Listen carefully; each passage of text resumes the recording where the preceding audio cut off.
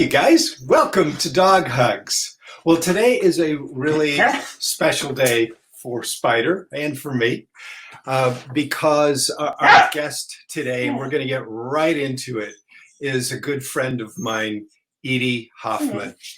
Now, to bring Edye onto the show, she made one demand, which I agreed to, that she interview me and that we don't talk about Edye until the end of the show.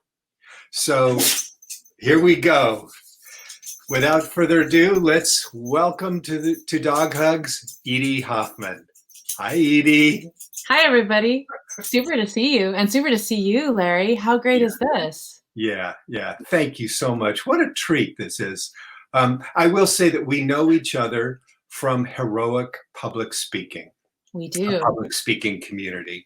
And I'm even sporting my heroic public speaking t-shirt that says, if you can read it.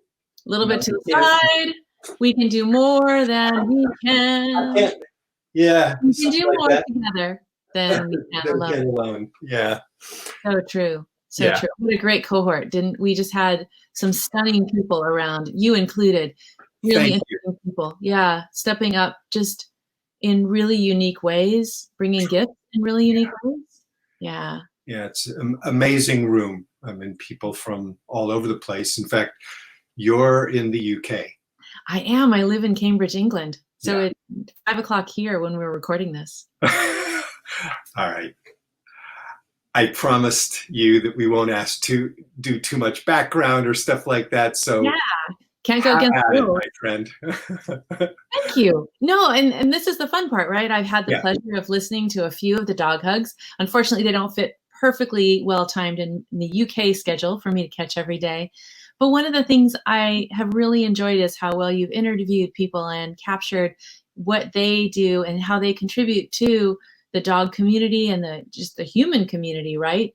Thanks. And all the time I've been thinking, yeah, but Larry has this really good story too. And actually, right, you have some things that I don't know yet. And I was thinking it'd be a great opportunity to maybe learn from you today.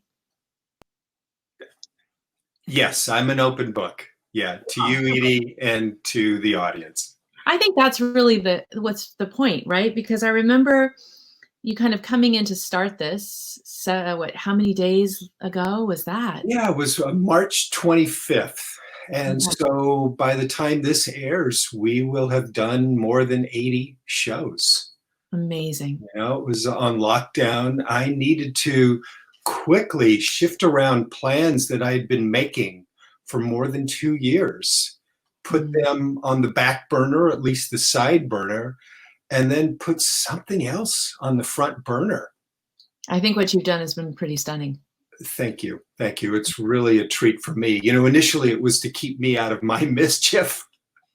Right? So many of us needed to do that, right? Because being busy is so important for so many of us. Yes. Yeah, absolutely. You know, my background is in film and television, media, and I came to the dog space as a media guy, a writer and producer. So I have this wonderful studio setup, you know, I call it the laundry lounge, you know, and it's been underused since I had it built, you know, a few years ago. And so I've been always wondering, it's like, oh yeah, I'd love to be a studio rat, you know, as we call it. That's a good you name. know, like a gym rat, you know. Of course, yeah. Rat. And so it was like, yeah, a research in search of a use. Well, and I think so much of that is timing, isn't it? Yes. You just don't know when the right time is, and then suddenly when it pops up, if you're open to it, then you grab it. Yeah. Interesting. So when we met, I definitely picked up that you had some producing in your DNA. Because I saw you on stage. You were delivering a talk with Bo in New Jersey, right? Yes. And I had heard a little bit about what you do, but not really kind of understood it. I'd heard that there was going to be a dog involved, which come from my point of view, because I was learning how to get on stage too, was like, oh, that is like here and I'm here, right? And I can't miss this. And yeah, I don't know, maybe if you haven't talked about Bo, maybe you'd like to talk about Bo here, because I think, what an incredible story. And it told me so much about you. Thank you. Well, what I'll do is I'll play back that film of Bo. Great. And it's a 4-minute film. When you welcomed me to your shelter, I saw what I see all across this country, that inside each homeless dog, there's this spark of greatness. An undiscovered movie star, a future therapy dog who will comfort those in need, a search and rescue dog, and a whole lot of best friends waiting to meet their new companions. Their brilliance isn't always obvious, but it's there. Even in that dog, the one who cowers in his kennel, barks fiercely, won't make eye contact, that dog you can barely touch. We'll call him Beauregard. Bo. The myth is that homeless dogs like Bo are forever broken. The truth is, they're just scared. But their luck changes now because we get to unleash their greatness. So we get out our tools, treats or toys, and patience. And we begin to challenge Bo. A funny thing happens when a dog is challenged in a good way. The homeless dog forgets to be fearful and starts to have fun. Confidence grows, skills grow. Bo's personality wakes up.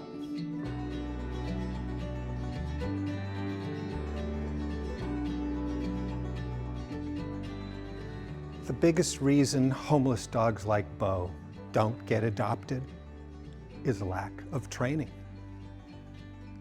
But what if we taught them dog tricks? Yeah, dog tricks! Maybe you're thinking, whoa, dog tricks are magic tricks. Yes, and these tricks will make your job easier to get these dogs adopted. That's the magic trick. And I'm gonna let you in on a secret. These tricks, movie dog trainers use them. Sound good? I'll show you.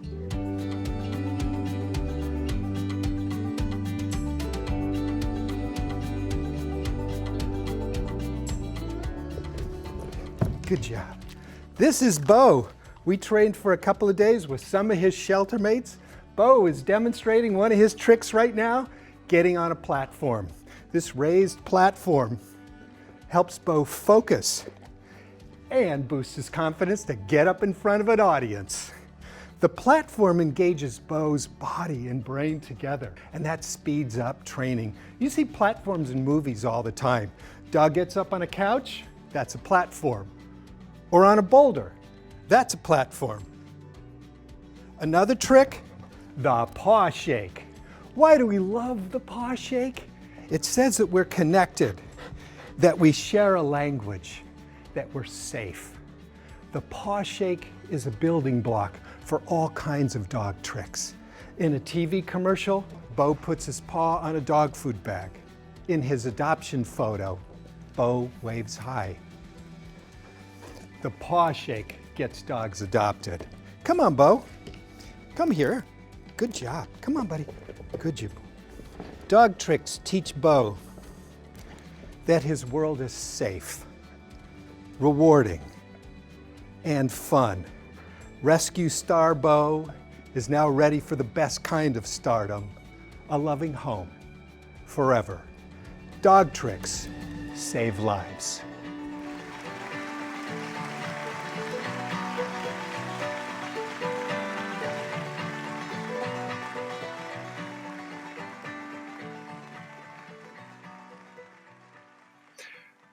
So I make films with shelter dogs to help them get adopted. And it comes from my background in film and television, seeing that possibility, seeing the unique contribution that I could make.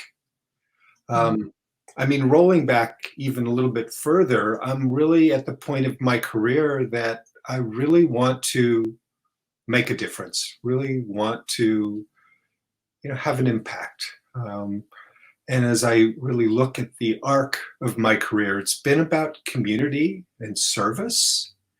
I think I naturally like to empower people. And there's this restlessness about me to be creative. So, and to push the envelope, sometimes a little too hard. So I asked, our coaches, Michael Port and Amy Port, could I bring a dog into the studio? And I know, Michael, that you're allergic to dogs. I didn't know that. Oh my gosh. And yet they took the risk. They said yes. They did. They did. They actually had a dog for a short while and brought me over to their house to help them train their dog. And this is in Pennsylvania, and I live in Los Angeles. And so they brought me in, and I showed them some basics, and I set them up with this really good trainer. And then the next time I saw him, how's the puppy doing? I'm allergic. We had to rehome him. Wow.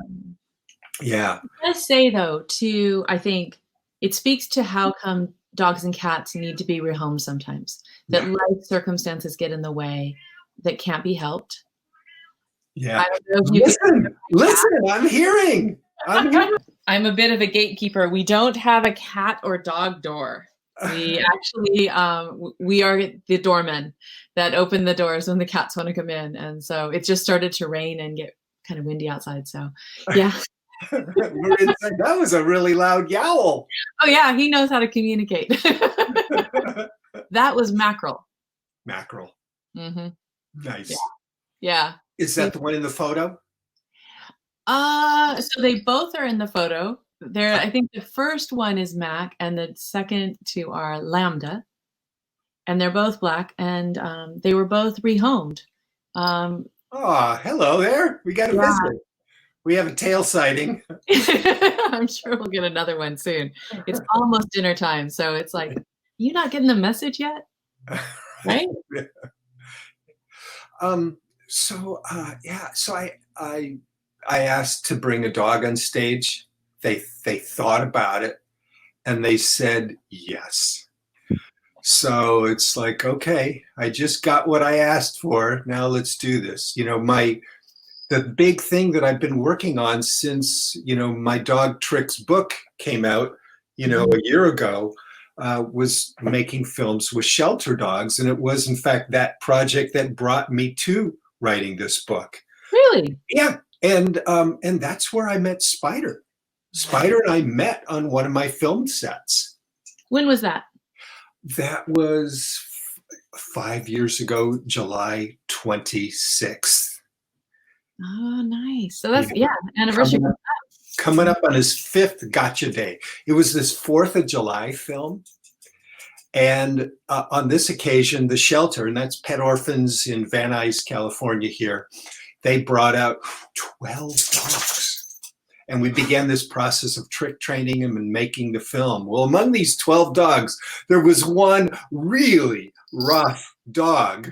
This Australian cattle dog who looked and sounded like he'd walked straight out of the Mad Max movies. You could barely touch him. And it turned out he had a history. He'd been adopted and given up twice before. And the shelter pulled him off of death row, and gave him the perfect name, Spider. That's awesome. Okay. But wait, so Spider's actually in the middle of the story then. You were doing the trick book? Well, I was making the films. Okay. And then I had an opportunity to write, the Dog Tricks book. And then, for a while I stopped the films while I really dove in deep to the Dog Tricks. Why did that matter to you so much? Pardon me? Why did that matter to you so much? Mattered The book. The tricks, the book. Yeah. Oh, wow. I consider it, out of all the things I've done all in my career, all the TV stuff, all the computer games, all the films I've worked on and stuff, truly one of the top 3 projects of my entire career. And I think it meant a lot because I've had this vision of going back to the entertainment industry and bringing dogs with me. That's a really interesting circle, isn't it? Yeah. Yeah. So there's this image that shelters are these decrepit warehouses filled with dogs awaiting death row unless I open my wallet to let them live another day. But Lord, no, never, would bring such dogs in our home. And it's like, that may be a great image in the short term for raising funds. But in the long term, it's actually, in my judgment, a destructive image of how we regard these homeless dogs. The myth is that they're forever broken, and the truth is, they just had some bad luck. That's really interesting. Yeah. I think in some ways that's how we're in kind of an alignment. My work, is with people with dementia, working alongside them. And often the perception around dementia is a kind of negative message around often being afraid of it, fighting it, in many ways to research for it, right? So it is no picnic. So let's raise as much money as possible for it. But then we kind of lose the message of who's actually in the thick of it.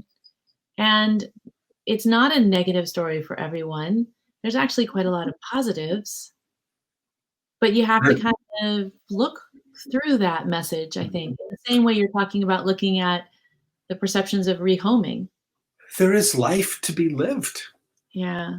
Yeah. And so I wanted to show that there is really pretty brilliant life to be lived.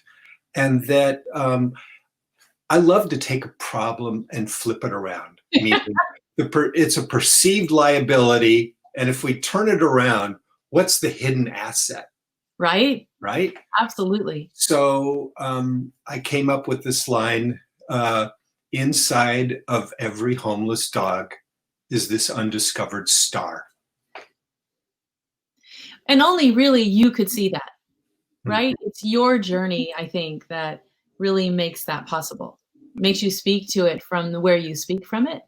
Thank you. That's very kind. Yeah. I love sharing that with the world. And it does my heart good when other people pick that up and own it for themselves. Yeah. And you have some dreams. Pardon me? And you have some dreams. And I have dreams. Yeah. Fantastic. Yeah. So the Dog Tricks book, it's like, wow, that's really a way that I can really do this in a big way. And it's been my dream project for a number of years. Well, fortunately, my dog training book started selling really well. This is like years after it was first published and won some awards, but it just didn't sell. It's just one of those things. But then it started selling, and they said, your dog training book is doing really well. And I hadn't been following it. And they go, you're going to get your first royalty check. Cool. And we want you to write another book. Would you be interested in doing a book on dog tricks? Dog tricks? That's like, my dream project. Yeah. And this is how to do that book right. This is what all the other books do. They organize the book from trick easy to trick hard. And that's pretty much the extent of the organization. Well, what if we organize the book into training programs? There's a beginner training program with only 20 tricks in it, and all those tricks are curated as building blocks to get us to, if we want, intermediate program, which then layers on more concepts and tricks. And then it's kind of like being in college. It's like, okay, we finished our freshman and sophomore times in college, and now it's time to declare our major. And so there are 4 pro-level training programs. And Edye, of course, number 1, movie making and photo shoots with your dog. And so I'm really proud that I got to craft a whole program around that. And live performance, performing live, and doggy dancing, and extreme stunts and sports. Those are like overlapping, and they're much different. I love that it actually is kind of seeing the dog world through Larry's eyes. I would never, I am not a dog owner. And I shared with you after I saw you with Bo, how I went to see my brother who has a dog. And I mean, I saw you for your 4 minutes of stage time, right? Yeah. And I had taken home enough information to not be afraid of engaging with his dog. Huh. And to teach him some of the things you taught me on the stage. Really? It was so easy and Good. and relatable, right? Good. Which, yeah, and I threw my brother for a loop because suddenly I was having the dog do things he'd never seen the dog do, which is, family. But it occurred to me, and actually as you're talking about kind of the different levels of program, that if I were to, and I confess I've bought this book for several people. Oh, thank you. Well, and my publisher thanks you, and my co-author Chris Parandi thanks you. Those dogs should be thanking me. Is the situation, right? Nice. Yeah, but as you're talking about different levels of programming, I'm thinking actually that suits a family. Because you may have somebody who really connects with the tricks, really connects with the dog, has a good relationship, that can actually develop more than one program, whereas others might just do the beginning program, and that's okay. Yeah, absolutely. Right? Absolutely. Yeah. In fact, once Spider learned 20 tricks, and when I would take him out on walks, I would spontaneously start doing just tricks, as part of our training. My belief is to bring training into everyday life. So you go on a walk, and I would, start doing a little leg weave with him, or have him do a sit pretty, which is getting up like this, stuff like this, or just simply wait, for me. And people would ask, "Are you a professional trick performer? Have I seen you on TV?" And it's like, wow, with only 20 tricks, I'm getting this already. And so I would love to share that with folks. It's like people will ask them if they've seen them on TV, if they know only some portion of 20 dog tricks. Pardon me? That would be stunning, right? To elevate a relationship like that. Yeah, it really does. It for Spider, it made him sociable. He moved from a dog who could not even be touched, even by me or by our veterinarian. She needed 3 technicians just to examine him in the beginning. Oh, that's tough. Yeah, now we perform dog tricks in the waiting room. She says he's a completely different dog. It's my proudest testimonial is from my veterinarian. True though, isn't it? There's something about, and I certainly see it in my work, the ability to give, it doesn't matter whether it's a dog or a human, you or me, an opportunity to be seen and fit in, have a purpose. Yeah. We underestimate how important that is. Yeah. Well, sometimes I'm reluctant to anthropomorphize, meaning, give a dog human attributes. But I do believe that a dog has self-esteem and ego. I've been in this long exploration about ego. And, another myth. Ego is bad. Leave your ego at the door.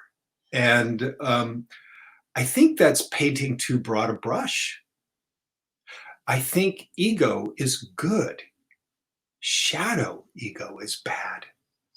That's That part of us that makes me, reactive, coming from my self-limiting beliefs, my darker places, my wounds, and acting out, that's where ego is bad.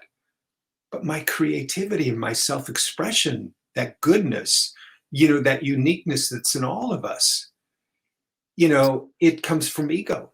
I mean, if we're to believe Dr. Freud at all, he says, this much, much better than I. You got your ego, you got your super ego, you got your id. Yeah. And the social one is the ego. Yeah. And I think that's the really important thing. It's not so much about making dogs into the shape of humans. I think it's understanding that dogs have evolved to be within human society. Yeah. And so they need to be able to fit in, and egos need other people around. They need other, you know better than I do, like whether a dog needs to be with other dogs or if a dog can be with its people. Yeah. Yeah. And we, because I think the way the dogs succeed with us, they play by our rules. And our rules are about fitting in and finding a space for ourselves and understanding the identity within a bigger group. Really. And that's often where we succeed, right? Absolutely. I think that's why COVID has kind of knocked us for six. Oh, it's changed the makes rules. so much sense. Yeah. Wow. I think that it was really interesting to kind of watch some of the dog hugs a few weeks back. And it was really intriguing to learn about the busy box. Oh, yeah. Yeah, Spider's busy box. It made me start to think about all of the dogs' behaviors who, they're having to deal with shifts now that we're at home and the changes in the routine and the rituals that we've shifted on them. And how do we then boost their stimulation? I mean, our stimulation needs to be boosted, right? Because we're not getting the social connections that we need. But I imagine it's the same for the dogs who don't get to go to the parks and don't get to do the things that they would normally be surviving or thriving off of. It's really true. Spider and I would go to our neighborhood dog park every single day. Since lockdown, he's been there once at sunrise when nobody else was in the park. And my concern was that there were people not wearing masks. And so, when it comes to health and safety, I really believe in following the rules. And there is that part of me that wants to rebel and fortunately doesn't. Well, and actually, I would imagine that that's partly because you have Spider to look after, right? We have these social systems that we are responsible to. And I think that hopefully we're thinking about the repercussions if we were to get sick. It's not. Yes. Yeah. I mean, I'll say that's a wonderful projection. Okay. and I own it. I really like that you see that in me, Edye. My formative years as a teenager was significantly influenced by the Boy Scouts. I'm an Eagle Scout. Wow. And even to this day, I strive to be prepared and do a good turn daily. And so there is,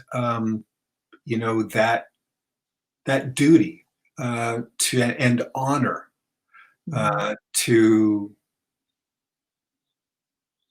be a blessing, not a burden, to my community, to my world, to honor my family, to be there for them. And I remember as I was formulating this show, Dog Hugs, I thought I have another reason, another reason not to get sick. Yeah.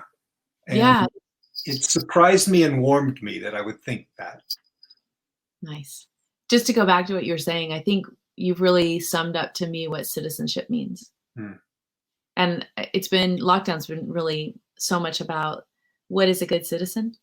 Ooh, Great question. Well, and it might be just because of my lens, the way I see the world. But as I'm supporting people with dementia, they're kind of getting a bad run of it because they're being stigmatized and being framed as being vulnerable and near death's door, or kind of great risk. But actually dementia affects us for a long period of time, and a lot of times we're quite healthy, and so that doesn't matter. However, some of us who are living with dementia actually have caregivers and care partners who are less well than we are, which puts them at greater risk of the impact of COVID. And I think that's been one of those things of how do we make this lens of citizenship, this sense of duty of, it's not just about me, but it's about my community. And it's not just about the people who seem or I've been told should be sick. It's about those who maybe don't look ill, but have really strong responsibilities in the world. Mm-hmm. Can't go without them. Yes. Yeah. Yeah. Yeah. I wear a mask because I respect you. Exactly. Yeah. Yeah. I want a t-shirt that says, it's not about you. Or it's not about me. It's about not about me, right? Me. Yeah, very much so. So just to go back, so you were in the film industry working with animals. That was your gig. You could have just done that and made the world a better place. Well, I wasn't working with dogs then. I was mostly known in family media, in especially children's media. Yeah, I was a writer and producer for some great family brands, Disney, and Nice. the Muppets. Now I know why I like you. I wrote cartoons for the Pink Panther. I was trained in animation writing at Hanna-Barbera, and one of my mentors was the late, great Bill Hanna. I did classroom films and stuff for PBS, and I used to teach film and television at New York University, and have a master's degree from Syracuse in film and television. So I thought you were from LA. I was born here, and I lived the first 18 years of my life here. Okay. Then I moved to the San Francisco Bay Area to do my undergraduate work at Berkeley. Nice. And that's where I think certainly the spark for media really took hold. And at that point, it was about creating community. There was this thing at the time called public access cable television, kind of like Wayne's World. Mm-hmm. Oh, yeah. And I saw it really as a vehicle for community development.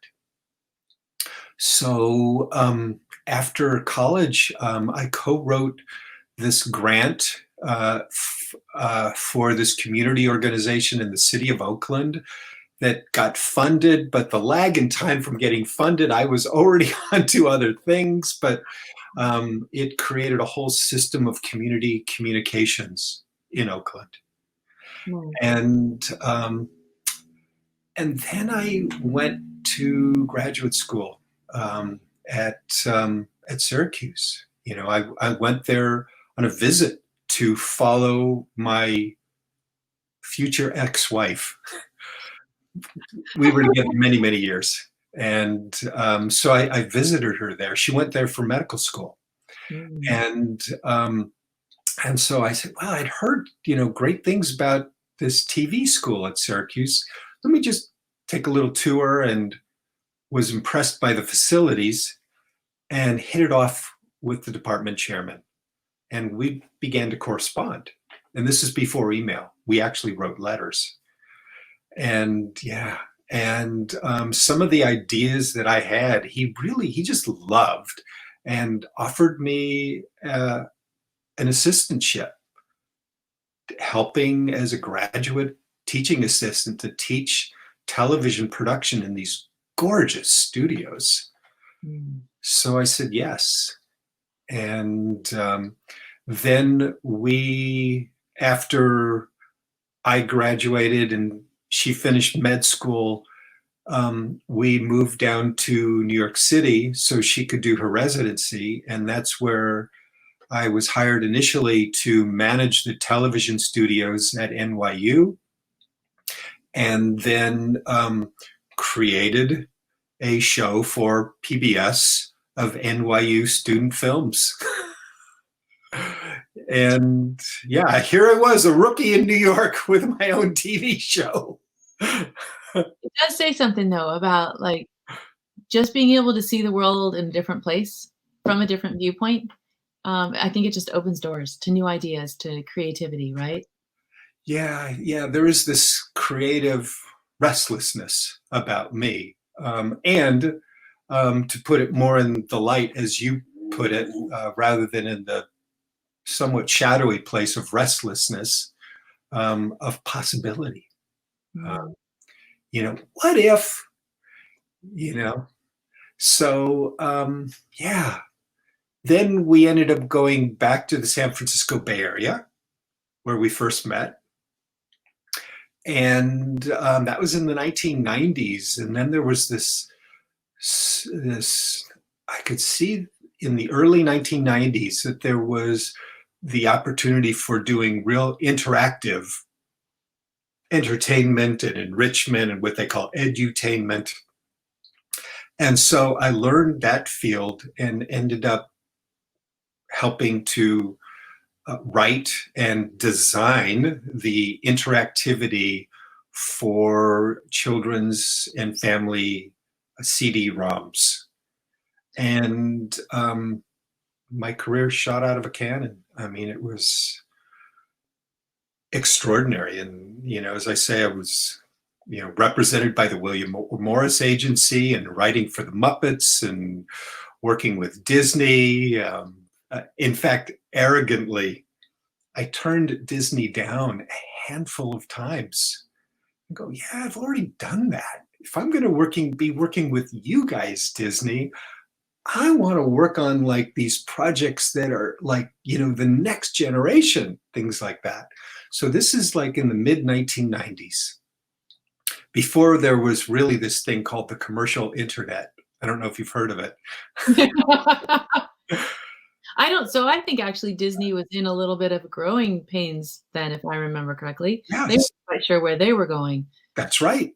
Yeah. Yes. Yeah. Mm-hmm.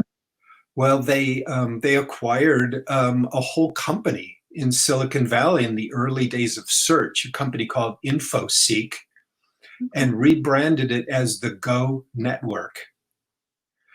And then after I'd done some projects, including some real vision think tank projects about creating virtual worlds, which are now somewhat ubiquitous, but back in the 1990s, it just really wasn't possible technologically. And so from there, they recruited me to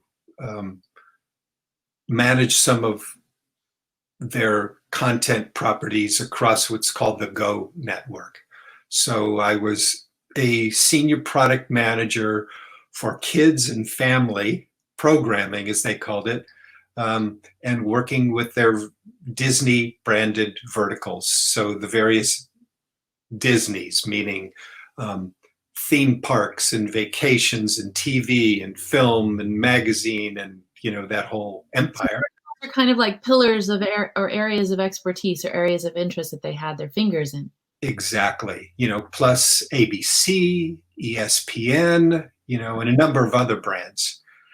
And so that gave me a perspective on the commercial internet that was really fortunate for me. It was really, it really gave me a lot of insight that I carry with me to this day. But then in 2001, they shuttered the entire Go network, laid off, I can't remember how many thousands of people, including me, of course. And at that point, that was the beginning in 2001 of the commercial internet crash. Okay. And at the same time, unfortunately, my marriage was falling apart And yeah, so I knew I needed to do something different. And now I was in a space where I could move anywhere, and I was beholden just to me. And that's when I decided to move back to Los Angeles. So no dogs at that point. No dogs. In fact, the first dog project was a children's DVD called Animal Wow. And it began as a strategic project. It's like, well, strategically, since I have a name and a reputation in children's media, I should do something with children's media, but something that hasn't been done before, that interests me, and most important, something that has a market. So I had started researching this thing called the pet industry, and learned that it was a at that time, $25 billion industry. It's now north of 75 billion. And it was growing at that time at 15% a year. And it looked like, whoa, that looks like a good possibility. So, excuse me. So,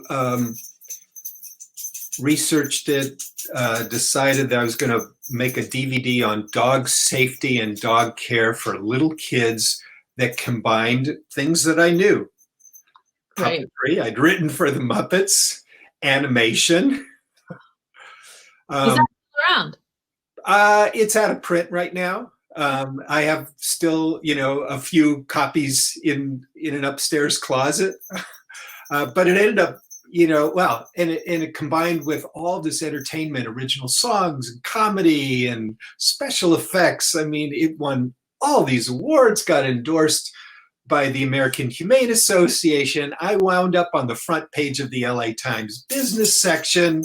It got picked up for distribution by PetSmart, but it sold not very well. Why do you think that was? You were ahead of your time? Yes, and at that time, yes, I think I was ahead of my time.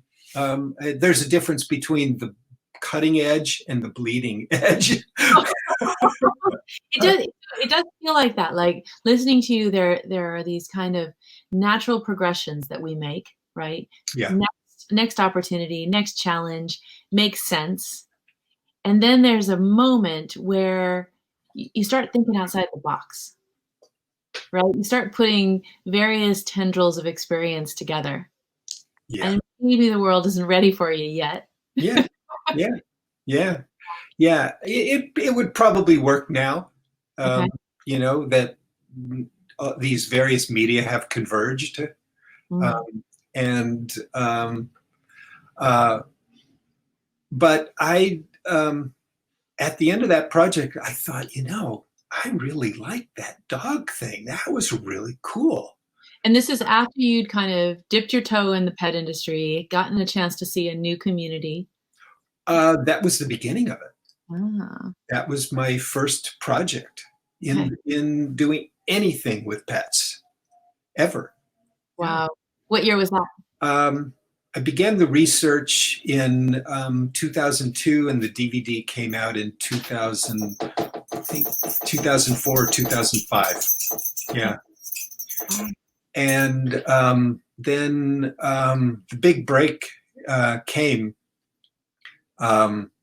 in 2009 when I found out that President Obama's dog trainer was outed. I don't know if you recall, but when the night that Obama was elected in November 2008, which is now coming up on 8 years ago, during his speech, he promised his then little girls, and we're going to get that dog that I promised you.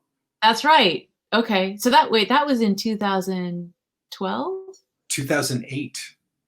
Was that, so he was elected in 2008 and took office in 2009. Okay. Got it. Right at the beginning of the Great Recession. Pardon me?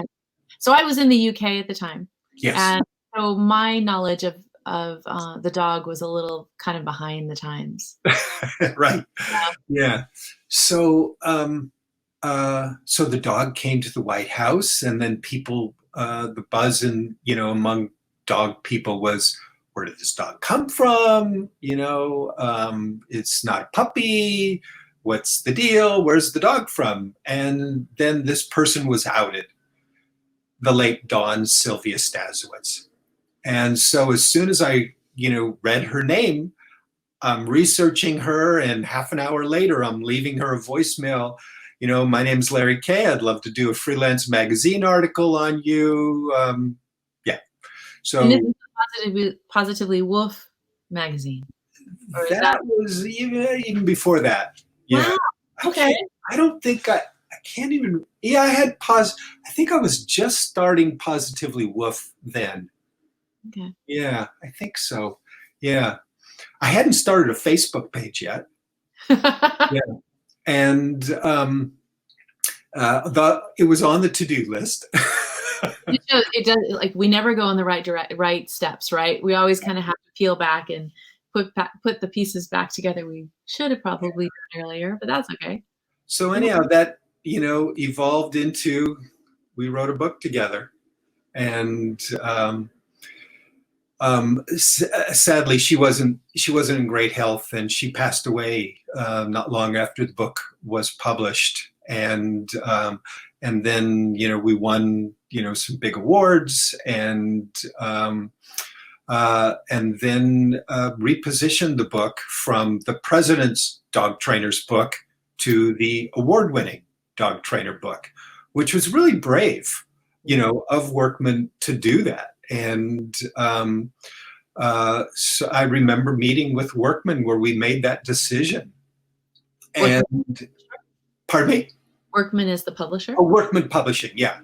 And so, and they even wanted to put my name first, and I go, that doesn't sound right, because I wrote it in her voice, and it's a lot of her wisdom.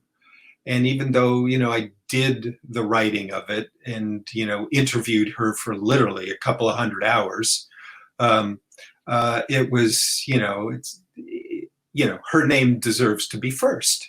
And so, and then it came out and got some more recognition, but it didn't sell that well. But years later, after I built up the Facebook page and had developed a reputation, yeah, it sold. And that's when Workman came to me. It's like, you're going to get a royalty check. Cool. Door open and you walked through it. Yeah. Yeah. Wow. So what's next? Where's Larry Kay in 4 years' time? Well, Oh, okay. We make plans, God laughs. yeah, of course. So, Right? Pardon me? We need to build the dreams. We can't walk through the door. I'm going to mix my metaphor. So yeah, we can't. Yeah, we've got to dream. Yeah. Yeah. So the project that I put on the side burner, on the back burner, when COVID struck, and I realized I wasn't going to do that, and instead pivoted to doing dog hugs. And well, frankly, dog hugs is kind of one of the two big next things for me. I mean, the show has begun finding the audience, and now with my co-hosts Geraldine and Robbie, we really are enjoying this experience, and so we're gonna develop it. Right now, we're making plans to really craft it into a TV show, on Facebook. Come the fall, I think we might be ready about September, October timeframe. But where it's going to be a tight half an hour and have all these segments and really cool. And then we'll do these extended interviews like what you and I are doing right now. We'll excerpt a chunk to put into the show, and the rest of it will be Dog Hugs Unleashed. It's its own separate thing. Fabulous. Yeah. So that's one thing. Now the project that that I put on the side burner, on the back burner, that's now coming forward again, is making films with shelter dogs. So I've been developing that training program and writing that workbook and getting ready when it is safe, to go to shelters and or virtually, um, launch this thing, launch this puppy. So the idea is that you are kind of helping tell a dog's potential story through this program. And then That's a beautiful way to say that. I like that. Tell this dog's potential story. Hmm. it just feels like that. And from what I understand, it's not just you. The idea is to share your knowledge with others in shelters so that they can make these things happen. Yeah. Yeah. And I think one of the reasons why I wanted to interview you is I think this is a really important thing when you look at the upsurge in adoptions of animals whilst we're in lockdown. Yep. And the reality, though, that some of us are going to have to go back to work and that maybe these lifestyles aren't going to support a pet any longer successfully. So where do we go? How do we sort that out? And I have this feeling that shelters are going to see dogs coming back Yeah. from environments that aren't working, and how you are helping translate that into a positive thing is really powerful. Yeah. Yeah. I think about that a lot. Geraldine and Robbie and I talk about that a lot. And one of our missions with Dog Hugs is to show people actually it's not that hard, to keep your pet in your home and to give your pet a good life. Nice. And the reality is some people won't be able to do that. And there will be returns to shelters. And the single biggest reason that shelter dogs don't get adopted or get relinquished is lack of training. Mm. So again, flipping around a problem, if that's the problem, first of all, we break the myth that it's hard to train dogs. No, it's actually easy, as you experienced, Right. with your brother, right? Yeah. And so by showing that it's fun and that you can actually build community in a really cool way about it, that sounds really cool to me, and brings me full circle to creating community when I first began my career. It does feel like a natural, doesn't it? It really fits, and it really lights me up, to be that giveaway. Can I Yeah. ask then? So you're talking about so training kind of for success. So how do we train? It's not really training the dogs, is it? It's training the owners. Yes, and yeah, we train dogs and we train owners. And that said, I mean, to watch a dog in the hand of a master trainer seems like a magic trick. Right? Yeah. And sometimes I think that has to do with the knowledge building and the confidence that the trainer has. Yeah. Right? And the ability to kind of hold that space. And sometimes I think when you're just starting out something new, you don't have that confidence. So it's kind of hard to hold on to the program, hold on to that success. And yes. And I think it is probably extra stressful because there's a dog involved, right? We're learning skills and there's a dog involved. Yeah. So how do you kind of cope with the learning curve and I think probably the high expectation that it's a pass or fail. Which I think that was an interesting part of watching you with Bo that day. You weren't really looking for Bo to get it right the first time. And you were recognizing that Bo had a lot on his plate and that there was a lot going on in the room and that was okay. You were just going to work with that and give Bo the opportunities to keep trying the tricks and trying the behaviors with you in partnership until he got them right. And then you could almost sense that, like, once he got them right, it was like, oh, this is cool. And he kind of found his feet. Oh, yes, it's really true. A long time ago, I read one of the very first books on business that I ever read, In Search of Excellence. Mm-hmm. And one of the concepts in it that has stuck with me to this day is this duality of what is called loose, tight management. The tight part is the baseline expectations, the standards that we have, right? But once we reach and go above that baseline, it can be loose. Mm-hmm. It is like an open field. It's magic time. When I was at Disney, part of their brand is the word magic. Of course. And so I loved interviewing or just simply asking the question of various professionals, what does magic mean? Mm. And we can all have our own definition of what it is. And so I developed my own definition of magic. Okay, here we go. So magic is different than excellence. It's in the realm of excellence. But here, I'm going to draw you a line. And it's a line continuum that goes from crappy to excellent. Okay? Or maybe I should, as we're taught, to go from right to left, from You're crappy right. to excellent. Did I get which way?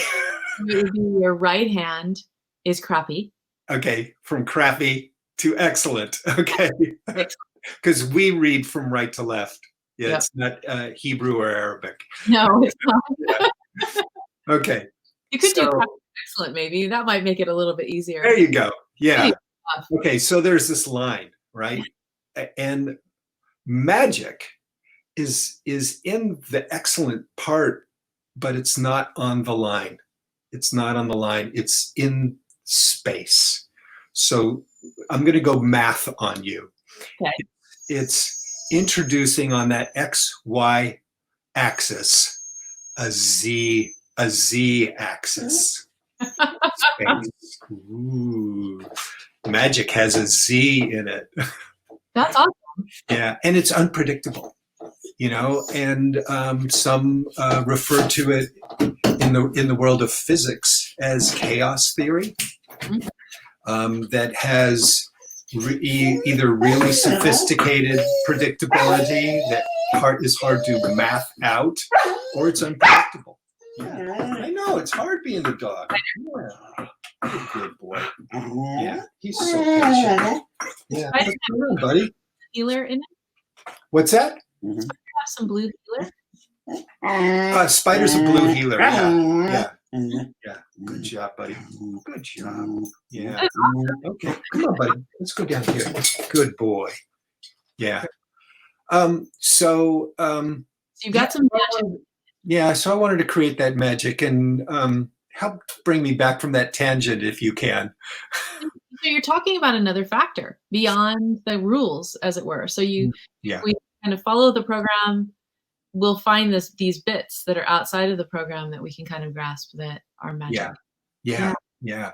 So I really want to bring that spirit to making films with shelter dogs, to show that it's easy to train dogs. And one of the, again, being sort of a metric, not a math guy. I know enough about math to be dangerous. But there's a tipping point principle that things change in society can be sudden. Big changes can happen suddenly. Black Lives Matter was sudden. Yeah. And hopefully we'll have a lasting change on society. Yeah. I think for me, it's a bit of that. So if you're going to do maths, it's that you've got a wave that peaks at a certain time. Mm-hmm. And not every wave will be the same, Right.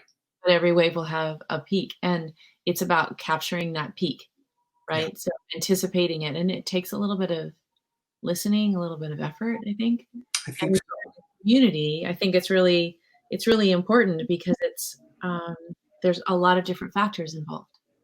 Yeah. You really hit that. For me, community is essential to it. At least essential to my creative self-expression.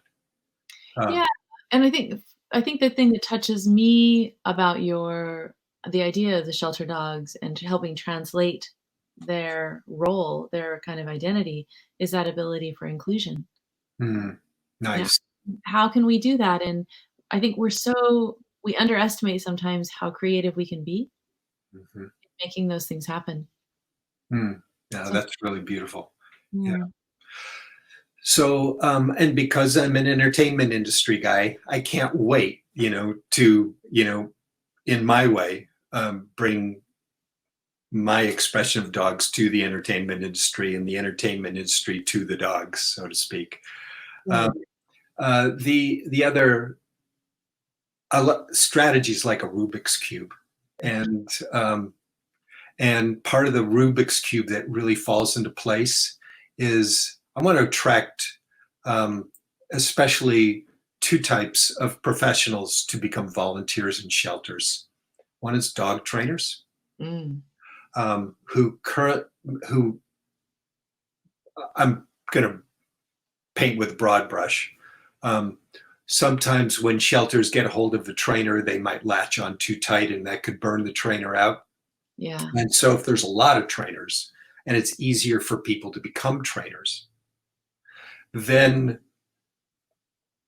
it's not so burdensome and it's more of a blessing.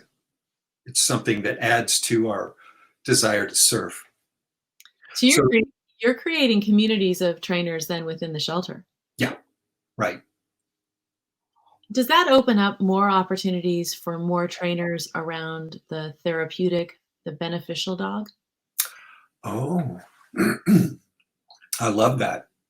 That's Yes, be pretty it's powerful. got to. There's got to be initially some residual osmosis or runoff, and then little by little, it becomes intentional. Absolutely. That sounds really great for your communities. Yeah, and can you put that on your list, please? You got it. It's on the list. Yes. Yeah, I love that. No, I could absolutely see that as a potential outcome for this project, that it gets That would be great. folks excited not only about dog. How do I do this? Dog tricks, but about filmmaking and so forth, and dog tricks, but about training future service dogs and therapy dogs. Yeah, Mhm. that. They could use more of those. Yeah, Yeah. yeah, absolutely. I think especially is like this coming full circle Yeah. about community benefits of community and the ability to talk more openly about mental health issues, talk more openly about disability, more open about the challenges that we can live with successfully with tools. And I think sometimes that is very much a therapy animal that helps support that you can lean into to succeed in something that might be harder without is Beautiful. pretty powerful. Yeah. Yeah. There's some So that's one group that I want to attract. okay. The second group is artists, Ooh. Tell me more. filmmakers, visual artists, writers, costumers, Wow. actors, music, all of that. And what better place to launch that than either Los Angeles or New York? Oh yeah. So Yeah. being here in LA, there are a lot of underemployed artists. Interesting. Interesting. And so there can be a sense of community of artists who come to the shelter, come to the rescue organization to maybe one day they're going to work with dogs, another day maybe they're going to paint a mural, to helping with an event. and really tricking it out. And creating community, networking, maybe creating their own jobs, their own projects by connecting with folks through dogs. So it really could uplift folks, professional artists who might be underemployed, and give them a path into their own greatness, which can't help but snowball, have a virtuous cycle of bringing even more blessings, to that shelter environment. Fortunately, Pet Orphans, that's the shelter who introduced Spider and me, where I'd done my first bunch of films those years ago. The president of Pet Orphans, Suzanne Allison, is an artist. She's a world-class photographer,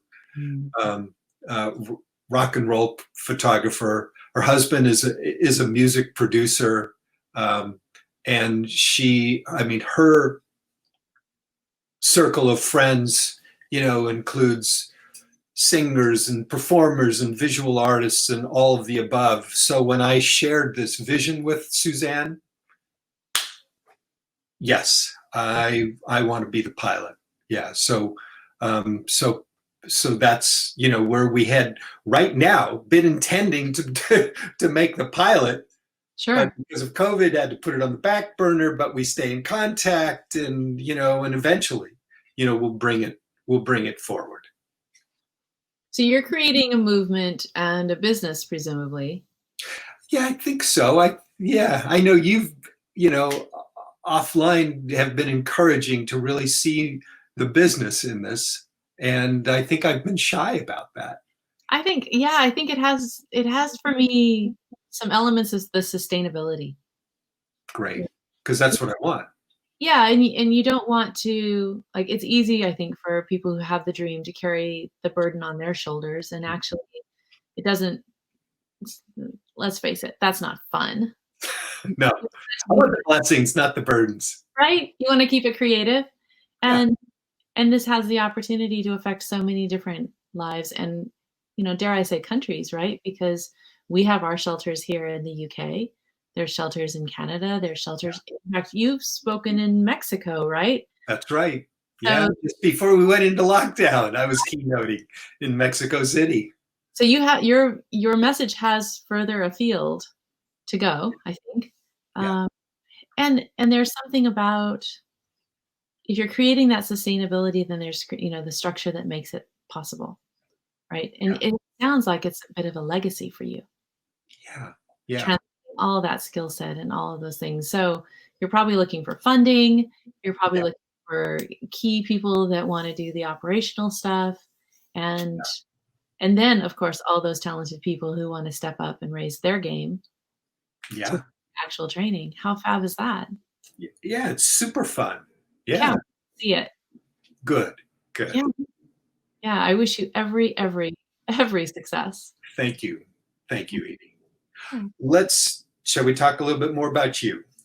Sure, we can, but your stuff is so much fun. Listen, what your work with Alzheimer's and senility, I don't know if that's the right word. Not so much anymore. It's definitely Alzheimer's and other types of dementia. Yes. So people who have a diagnosis that recognizes a cognitive impairment, and the people I work with are usually over 65, but not always. Yeah. And in many ways, I see eye to eye with you in that you create something that builds community, that allows people to connect beyond a challenge or an inability or an impairment. Because just like you were saying, if we can turn the dementia diagnosis upside down and find the abilities, then we have so much more to work with and so many more opportunities for extending good quality years, right? Yes. I mean, that's the tricky part, is we're getting better and better at understanding and diagnosing it, but we're not necessarily there with the treatment or cures. And so we need to find ways for people to carry on living really well for the years, and sometimes it's decades, with the impairment. Yeah. And so, yeah, so that's really my gig. Yeah, I love that. It was when I first heard you talk about your work, doing dementia differently. Did I have that right? You do. Okay. It was a real game changer for me. Living with any illness, Mm. um, it's really helpful to see the blessings in life. I mean, I have one of the shadows in me that I need to look out for is 99 things go right and one thing goes wrong. I sometimes will focus on the one thing that goes wrong and ignore the 99 things are right. Analogous to that dementia, there's a lot of things that are still right in one's life. There is. And I think part of it is understanding how our brains work better, right? Oh. We're designed to focus on the one thing that goes wrong, right? The brain has to focus on whether or not we can fix that problem and how we succeed around it. That's our survival instinct. Oh. So if we cut ourselves a break and say, okay, that one thing I got to take care of before I can enjoy the rest of the 99 other things, right? It opens up a whole lot more opportunities for our brain to reduce the stress of that bad thing and start to look at that Rubik's Cube of like, what am I going to do with it? How am I going to solve it? So that it can be put to the side and we can work on the 99 other things that we love. Sometimes I think we're so focused on right or wrong, so focused on perfection and getting things right that we kind of beat ourselves up for that one thing. And actually, I think we need to cut ourselves a break. Beautiful. Yeah. Wow, that really lessens the burden. Well, and actually, one of the things they're finding in the evidence that they're doing and the research they're performing around cognition itself is that if we can recover from things like that faster, we put ourselves at less risk of dementia later. Oh, Yeah. so resilience is that a word you might use? Yeah, definitely. I think resilience is the result of doing that. So Oh. recently there was some evidence that came out that if you are a person who plays through the negative over and over and over again, so a bit of hypervigilance, that actually is a problem because the brain can't figure out how to work its way through that. And there's some consequences to doing that for a long time. That I might get attached to it not getting figured out. Not so much that, but I think it has to do with what kind of chemicals the brain's releasing to help us through it or not through it. Great. We need to understand that more, but I think we're getting closer. Mm-hmm. And it goes to, kind of what kind of stress hormones, what kind of stress chemicals are being released, and can we give them a break? Right? In dog training, we talk a lot about serotonin release, the fear drug, the fear hormone. So serotonin is actually a really good one for reward. So we want to process through serotonin. We want to create reward systems, which I think is where, I certainly relate to some of the dog tricks, right? We are built for routines that can help us succeed. And every time we succeed in a routine like that, the brain builds in a reward system and releases a certain set of chemicals that say, okay, remember that because that's a good one. Oh. And the cortisol actually, that's the one. That's the one Yeah, and that gets in the way of problem solving. It definitely gets in the way of creativity. And even if we're living with dementia, we really want to still have all those brain chemicals happening. But we want to be able to process through the bad ones. And sometimes we can get stuck because the brain disconnects for a few minutes in a panic space. You might be familiar with the fight or flight sentiment, right? Sure. We talk about in dog training, fight, flight, freeze. Yeah. There's actually even a fourth one. It's befriend. It is? Befriend. Befriend. Yeah. Wow, that's transformational. That, right? Then we can link to somebody who helps us through that situation. Ooh. And it's understanding that we all have that. That's a natural way of examining how to take good care of ourselves and how to respond to a threat. But we have to respond. We can't get stuck. Yes. I love how you reframed that from the fear into solution, befriend. Yeah. And I think that's where my work comes in is it's very much about befriending, being shoulder to shoulder with someone and helping open doors where there might be a delay or a disconnection, right? So understanding that there's ways the brain is compensating and how do you make sure that those are accessible? Mm. Right? We don't get paralyzed or stuck in a situation where we assume it's broken and so we shouldn't actually help someone through. And the more I do that, the more I kind of love how we're built as humans and how resilient we are. Mm. Yeah, it's pretty cool. Yeah, it is super cool. Well, I know you wanted to focus this one more on me, and obviously we could spend another hour on your work, Edye. Maybe another time, but this has been a pleasure. Thank Yeah, you. you're welcome, and thank you. On this show, we love to give shelter shout outs. Yeah. Is there a shout out or rescue organization or humane organization that you'd love to give a shout out to today? I would love to shout out to the Blue Cross shelter that we adopted Mackerel and Lambda from. So our two black cats, they both came from a shelter here in Cambridge, England, and they have continued to help rehome a lot of animals even through the lockdown. And I think the more feedback, the more kind of awareness we can give to those organizations, the better. Thank you for that. You're welcome. My shelter shout out today goes to pet orphans. Good. Yeah, for everything I've talked about on this show. And they're in Van Nuys, is that what you said? Yeah, right here in Van Nuys. Yeah, yeah. Have you had them on? Yes, yeah. Suzanne Allison has been on this show, and oh my gosh, just knocked it out of the park. It was really a great show. We got to show some of her artwork as well as some of the doggy stuff.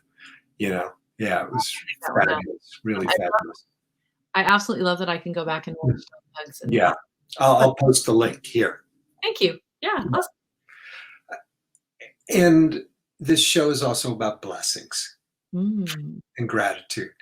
Is there somebody in your life or in the world who you'd love to extend a blessing or some gratitude to today?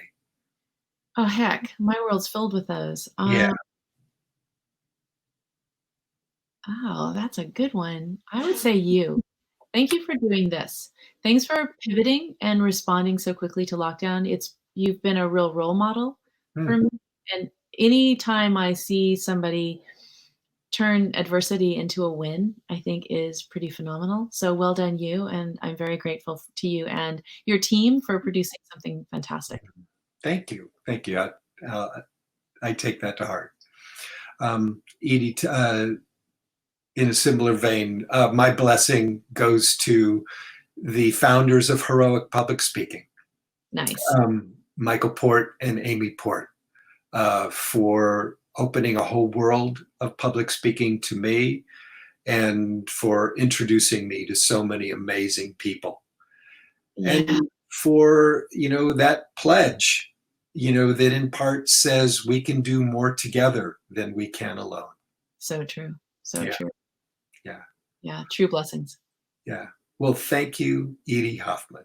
Thank you, Larry K. You're welcome. And Spider's on the floor sleeping now. He's calmed down, so we'll let him be. But thank you guys for staying with us till the end, and we'll see you again on tomorrow's show. Fabulous. Thanks, Larry. You're welcome. Bye.